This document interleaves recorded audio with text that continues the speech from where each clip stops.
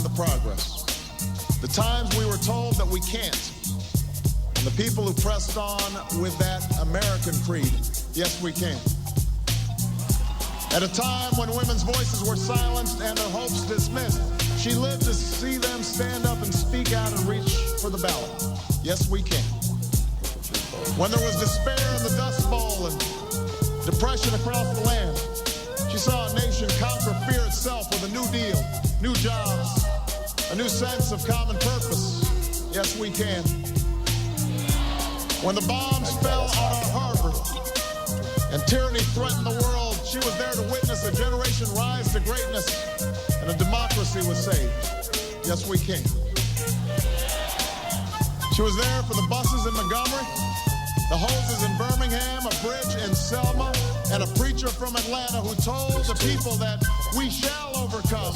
Yes, we can. A man touched down on the moon. A wall came down in Berlin. A world was connected by our own science and imagination. And this year, in this election, she touched her finger to a screen and cast her vote.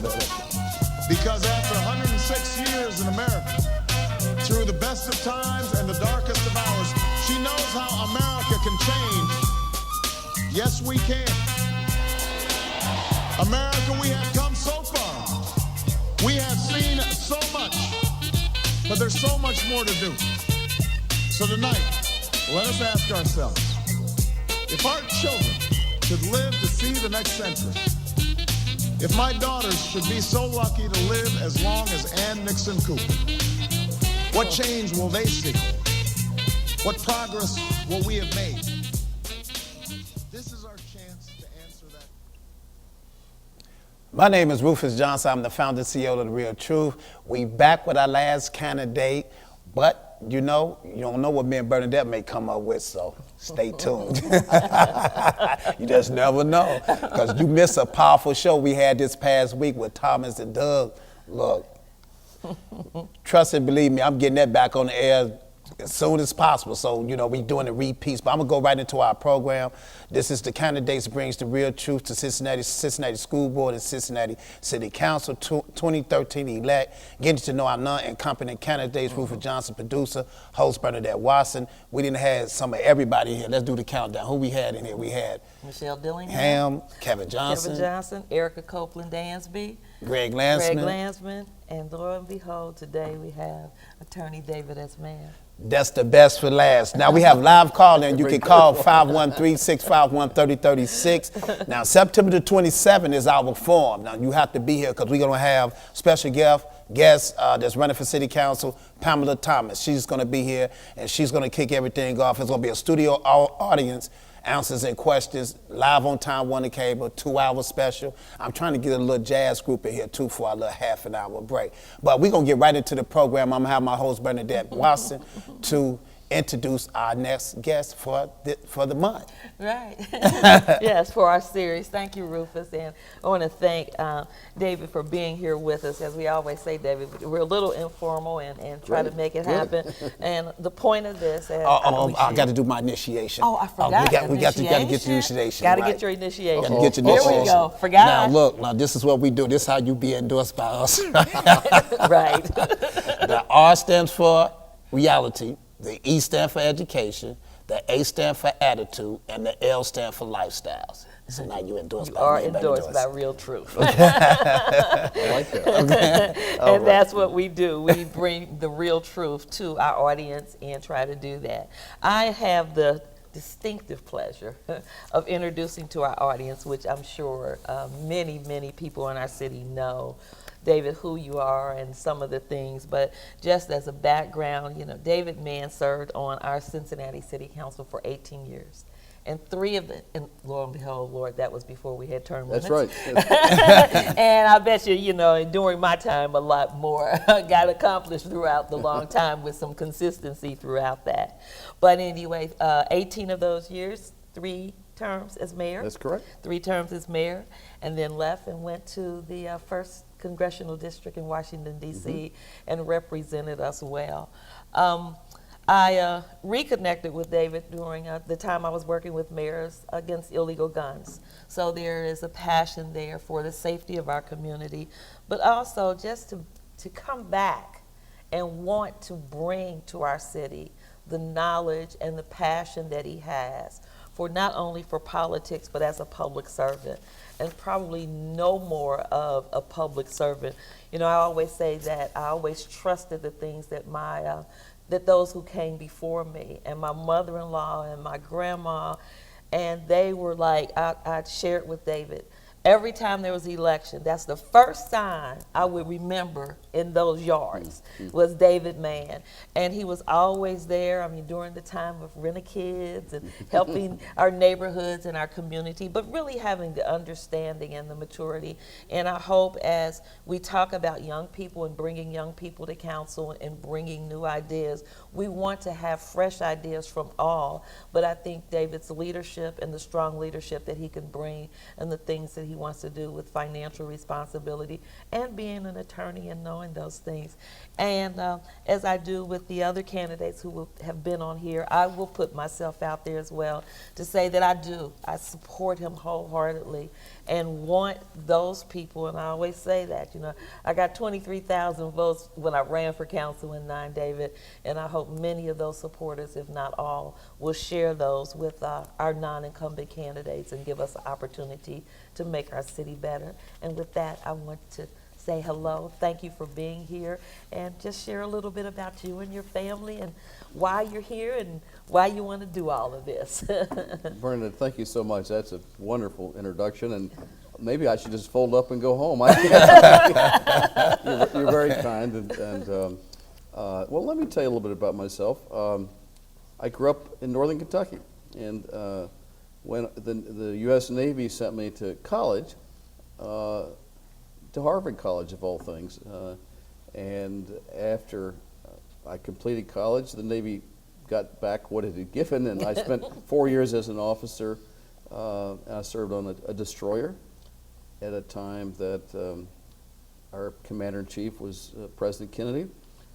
He sent me to Cuba. Didn't know that. He sent me to Cuban waters during the Cuban Missile Crisis. By chance, I was on one of the very first ships that was in Cuban waters, and like the rest of the world, I didn't know what was going on until the president's speech. We were there Friday morning. He gave his speech Monday morning, if any of our viewers recall. And our captain had told us on Saturday before the speech that we should get ready to support the invasion the next day. Fortunately, it didn't come, and fortunately, it all ended very peaceably. But I really didn't know what all the details were beyond what President Kennedy said in his speech until the magazines got to us sometime later. But we were at sea about 30 days, and then, you know, as it turned out, it all ended in a good way for the world, and I was home by Thanksgiving, so that was grand. After my 4 years in the Navy, I went to law school, again back at Harvard, and along the way I married my wife of many, many years, the love of my life, Betsy. And Lord, we hold. I did try to get her here, and when you meet her, you will love her. She is a blessing to all. Well, she's a blessing to me, Yes. and as I tell people, the smartest thing I ever did was marry a Baptist, Betsy. Betsy the Baptist. That's right. And she's, and her faith is very strong and helps me in so many ways. We were married, well, actually, while I was in the Navy, law school, and then we came back here and have lived in Cincinnati ever since. I mentioned Kentucky because the last 50 years are on my mind because of the March on Washington. And when I was growing up, Kentucky was still a segregated state. Mm-hmm. I went to a segregated school, all-white school. The blacks in Kenton County went to, it was called Lincoln Grant School in Covington.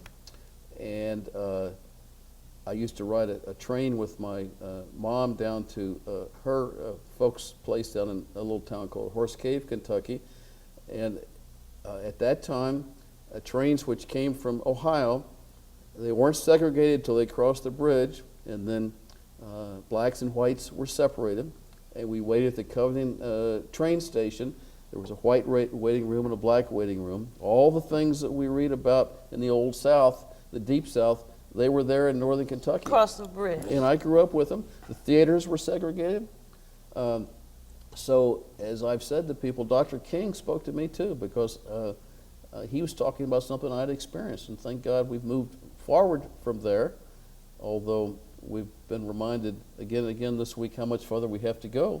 And I was at a church this past Sunday, and I said to the congregation, can we honestly say that today in Cincinnati and today in America, are we judging everybody by the content of their character, or are we still too often judging people by the color of their skin? And we all know the answer.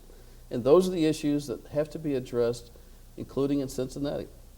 And if we don't address them, as we build all these wonderful buildings and these fantastic restaurants in Washington Park, which is not far from here, and Smale Park and all the rest, if we don't address the underlying issue of racism in our city, we will lose our soul. And there are a lot of ways that plays out. Unemployment problems, educational problems, health problems, young men that are killing themselves on the streets because they're messing with drugs and messing with guns. And I'm trying to talk about that issue every place I go in this campaign. And I think that's very important, because so often, and you know, as Rufus and I know, and Rufus being a little younger than the both of us and being around, but you talk about across the bridge. But you know, I can remember as a child, and my grandma used to take me downtown, and it was the Albee Theater on Vine Street, Right. and we would have to go upstairs I didn't know in the that. theater Really? to watch the theater, and then we would go and have dinner at the terrace, and we would go in, but we had to sit in the back by the kitchen. And Newberry's, you did not sit at the, and I mean, I even remember that. But one of the things as we move forward, I think a lot of our history continues, which you know, and you can talk about a little bit, gets lost in our children because they have not experienced what we have. And I think that's so important for people as you Yeah, and myself yeah. It's to in our be able lifetimes. to Yeah, let yeah. them know, because it still is not even. And when I ride down Mitchell Avenue or wherever I live, and I see all of these construction crews, and we talk about not having, you know, unemployment being so low, and I don't see a person of color on any of these construction sites, or you know, any of the work that we're doing. So you know, that is something that I think we don't talk about, but do We have to. really We have to. continue to say it out loud. Yeah. And let people know, you know, we have come far, Yeah. but Lord knows we have a heck of a long way to Yeah, go, yeah, you know, we do, to we get do. where we need to be. Right. So anyway, I got on an issue there. So I got involved when I came back to the community, and one of the great role models of my life died this week, Governor Gilligan. Governor Gilligan, The yes. very first campaign I worked in, he was running for the Senate. I just got out of law school, and I walked down to the headquarters, and I was feeling kind of full of myself. You know, I said, I just got out of law school. I'm here to help. I'd Yeah. like to do some research, and you know, because I want to help Mr. Gilligan become a senator. And they said, well, that's great. We're glad you're here. Now, here's a yard sign we'd like you to go to put, some yard signs to go put up. I sort of said, well, wait a minute, I'm hot stuff. I want to help. And they said, here's some yard signs for you to go put up. So the next Brought thing you I back to the yeah. So I go out and put up yard signs with, of all people, who Jim Sissel, who was a Oh. Democrat at the time, and I was driving a little bitty Corvair, if you remember those. I do. And these were huge signs, and they wouldn't fit in the trunk, which of course was in front of the vehicle body, or the vehicle passenger compartment, and of course there was no room in the engine. So we drove down River Road with these big signs on top of the car. Jim Sissel's over here, and I'm over here holding the signs on. Anyway, we were, supposedly people had called ahead, so I remember stopping at one place on River Road, and it was dark, and we went up to this porch. It was a good location, and this fellow came to the door with a pool cue, and we said, well, we're here to put up the sign. He said, no, you're not. So we left. But anyway, this is the way politics works. So in 1970, when Jack Gilligan was elected governor of the state, I was in charge of all the signs in Hamilton County. So this is the progression, you see. Yeah. And then, They made you grow. so I was, then I ran for council in '73. I lost. I was appointed to council when Jerry Springer resigned with his